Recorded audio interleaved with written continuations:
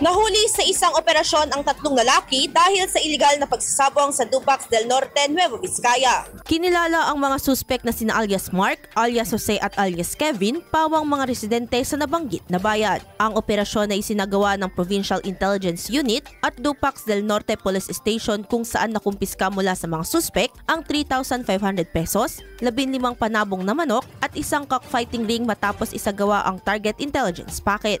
Matapos ang operasyon ay isinagawa ang inventaryo ng mga ebidensya sa presensya ng mga suspek at opisyal ng barangay. Sa ngayon, ang mga suspek ay nasa kustodiya ng Dupax del Norte Police habang inihahanda ang mga dokumento para sa pagsasampa ng kasong PD 1602 na inamendahan ng Republic Act No. 9287 na kilala rin bilang Anti-Illegal Gambling Law.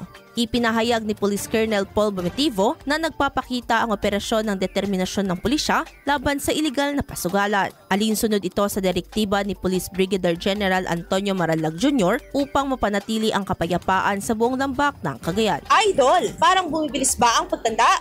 Ang dahilan ng hina ang cell division na pagpapalit ng bagong cell habang nagkakaedad.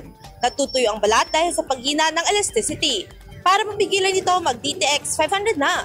May antioxidants at vitamins, polyphenols at flavonoids na pumipigil sa collagen degradation. Sikreto sa pagiging young looking mo para maging healthy, mag-DTX 500 palagi. Para sa IFM News, ako si Idol Sena Mariakdang. Idol! IFM News.